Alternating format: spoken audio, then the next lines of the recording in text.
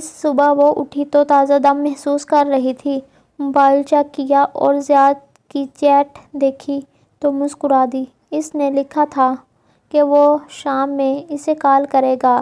زیاد کو اس سے کیا کام ہو سکتا تھا؟ وہ یہی سوچتے ہوئے سنگھار میز کے سامنے آئی۔ آئینے میں اپنا عکس دیکھا، پھر دائیں بائیں چہرہ گھمایا۔ کوئی پمپل نہیں تھا۔ گڈ۔ بال جوڑے میں لپیٹتی وہ لاؤنج میں آئی تو ماں تخت پہ بیٹھی بھنڈیاں کاٹ رہی تھی۔ ایک ٹانگ موڑے، دوسری سیدھی لمبی کیے، درمیان میں پرانت رکھے، سفید چکن کا دوپٹہ ہمیشہ کی طرح سر پہ لے کر کانوں کے پیچھے الٹ رکھا تھا۔ چہرہ اٹھا کے اسے آتے دیکھا تو فوراً فکرمندی سے بولی، افطاری کی تیاری نہیں کرنی؟ وہ جو آج بہتر محسوس کر رہی تھی ایک دم بجھ سی گئی۔ ماں پھر سے بھولنے لگی تھی۔ ماں، ابھی صبح کے 10 بجے ہیں اور رمضان آنے میں ابھی 6 دن ہیں۔ وہ ان کے ساتھ تخت پہ لیٹ گئی، گاؤ تکیے پہ سر رکھ لیا اور پہلوؤں کے بل کروٹ لے لی۔ پھر 2 انگلیوں سے وہ ماں کی کلائیوں میں موجود سونے کی چوڑیوں کو چھیڑنے لگی۔ ماں نے اس بات کو جیسے سنا ہی نہیں۔ سر جھکائے بھنڈی کا سر قلم کرتے ہوئے بولی، ماہی سے کہو اٹھ جائے، کب تک سوتی رہے گی؟ ماہی کہاں ہوتی ہے ماں؟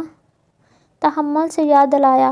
وہ بار بار ماں کو بھول جانے والی اشیاء یاد دلاتی تھی تاکہ ان کا ذہن خود سے کام کرنے کا عادی رہے۔ ہیں؟ ماں نے چہرہ اٹھا کے اسے دیکھا، تھوڑا سا سوچا۔ یاد کریں، ماہی کہاں ہوتی ہے؟ انگلی چوڑیوں کے اوپر سے گزاری، سونا سونے سے ٹکرایا۔ کینیڈا کے صوبے برٹش کولمبیا میں، ماں نے سبق کی طرح دہرایا۔ برٹش کولمبیا کس شہر میں؟ 3 چوڑیاں ایک طرف کیں اور 3 ایک طرف، درمیان میں گیپ آ گیا۔ اگلی ویک میں ماں کا سبق مکمل ہوا۔ مالا انگلی سے چوڑیوں کو باری باری ساتھ کرنے لگی۔ ماں نے ایک دم سے بازو اٹھا کے اپنا موبائل اٹھایا تو ساری چوڑیاں پھسل گئیں۔ معید نے کھانا کھایا؟ انہیں یاد آیا۔ ساتھ ہی معید کو کال ملانے لگی۔ آج کل وہ ہر گھنٹے بعد معید کو کال کرتی تھی۔ ماں، معید بچہ نہیں ہے، کھا لے گا، جب بھوک لگے گی، ریلیکس۔ اس کے چہرے پہ نرمی سے ہاتھ پھیرا۔ پتہ نہیں یہ ماؤں کو کیا معاملہ ہوتا ہے کہ بچوں کے کھانے کو لے کر شاید وہ تب تک اس بات کو نہیں سمجھ سکے گی جب تک اس کے اپنے بچے نہیں ہوں گے، شاید تب تک کوئی بھی یہ نہیں سمجھ سکتا۔ معید نے کال نہیں اٹھائی تو ماں نے فون رکھ دیا۔ تب ہی وہ دوبارہ بجنے لگا، غیر شناسا سا نمبر۔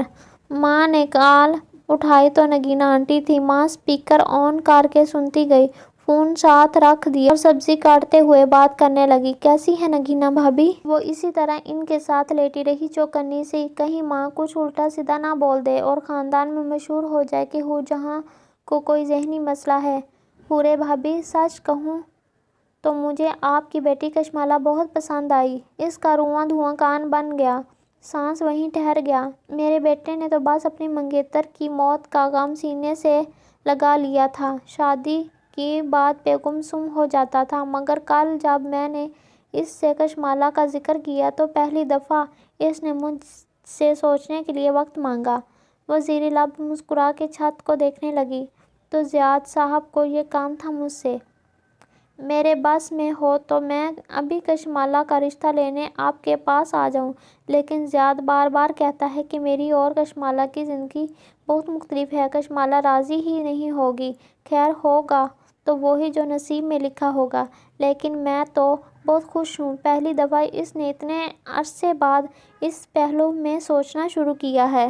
نگینا آنٹی ہر ماں کی طرح اتنے پہ ہی خوش تھی۔ کشمالہ کی مسکراہٹ مدھم ہوئی۔ وہ اب باغور ماں کے تاثرات دیکھ رہی تھی۔ وہ ہوں ہوں کر کے سن رہی تھی۔ اسے احساس ہوا کہ ماں کے ذہن میں بات رجسٹر نہیں ہو رہی۔ درمیان میں معید کی کال آنے لگی تو ماں نے کال کاٹ کے اس کی کال اٹھائی۔ یہ بھی ایک نشانی تھی، ایک دم سے گفتگو ختم کر دینا۔ یہ نارمل نہیں تھا۔ ان کو کسی نیورولوجسٹ کو دکھانے کی ضرورت تھی کہ ان کا ذہن کیوں ٹھیک سے کام نہیں کر رہا۔ اس شام کیف بیسمنٹ میں اپنے کمرے کے میٹرس پہ بیٹھا تھا، دیوار سے ٹیک لگائے اسکیچ۔ اس شام بیسمنٹ میں اس شام کیف بیسمنٹ میں اپنے کمرے کے میٹرس پہ بیٹھا تھا، دیوار سے ٹیک لگائے اسکیچ بک پہ پینسل رگڑتا وہ کچھ بنا رہا تھا، بار بار چند لکیریں کھینچتا، پھر صفحہ پھاڑ کے مروڑ دیتا اور اسے اس طور اچھال دیتا۔ اس کا موڈ خراب لگتا تھا، عجیب سی بے چینی سی تھی۔ تبھی سلیم دروازہ کھٹکھٹائے بغیر اندر داخل ہوا۔ کیف نے فوراً اسکیچ بک بند کر دی۔ دستخط تو دے دیا کرو یار۔ مگر سلیم کا چہرہ ایکسائٹمنٹ سے سرشار تھا، آنکھوں میں چمک تھی۔ کھانے کی ٹرے اس کے سامنے رکھی اور وہیں میٹرس پہ بیٹھ گیا۔ پتہ ہے وہ جو مالا باجی کی دبئی سے آنٹی آئی ہے نا، نگینا آنٹی، ان کے بیٹے کو مالا باجی پسند آئی ہے۔ امی کہہ رہی تھی کہ لگتا ہے رشتہ ہو جائے گا دونوں کا جلد۔ ملازمین کو ایسی باتیں کوئی نہیں بتاتا، وہ گھر کے ہر کونے میں موجود ہوتے ہیں، سوائے کام کا حکم سننے کے وہ ہر شے سنتے اور جذب کرتے جاتے ہیں اور پھر آپس میں ڈسکس کرتے ہیں۔ ان کے مالک ان کی بہترین گوسپ ہوتے ہیں۔ وہ چونک گیا۔ قمر صدیقی، نام کیا ہے ان کے بیٹے کا؟ زید۔ سلیم نے دانت نکالے۔ اس تک خبر پہنچتے پہنچتے زیاد کا نام زید بن گیا تھا۔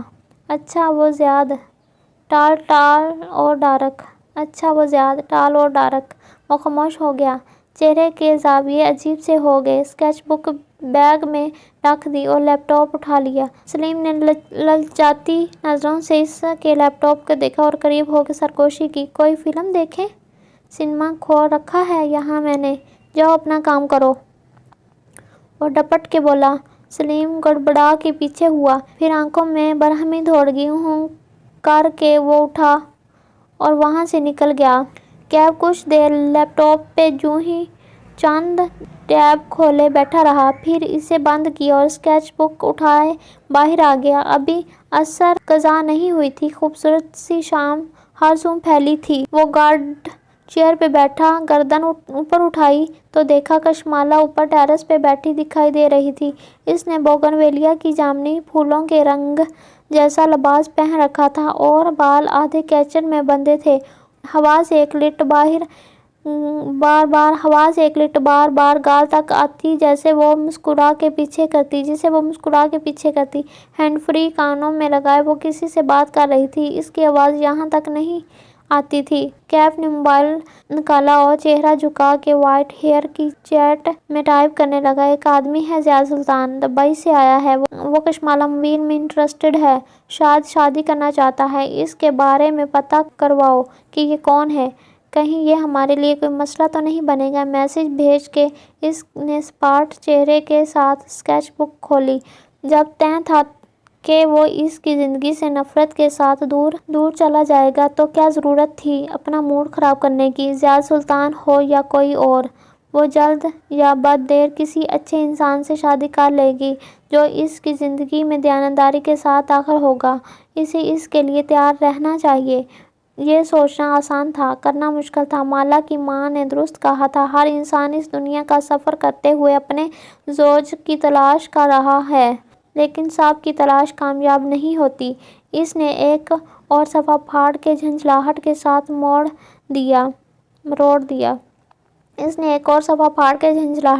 مروڑ دیا۔ زیاد کا نام جب سے سنا تھا سارا موڈ برباد ہو گیا تھا۔ زیاد کی کال آئی۔ اوپر ٹیرس پہ بیٹھی مالا کے کانوں میں لگے ہینڈ فری میں ماہی پوچھ رہی تھی۔ اس نے نفی میں دائیں بائیں گردن ہلائی۔ ابھی تک تو نہیں، تم انتظار کر رہی ہو؟ ظاہر ہے مجھے سسپنس ہے۔ اب وہ دوسرا جوتا پھینک بھی دے۔ پتہ ہے کیا مالا، ماہی سوچ میں ڈوبی کہہ رہی تھی، مجھے زیاد جیسا آدمی تمہاری ٹائپ کا نہیں لگا کبھی۔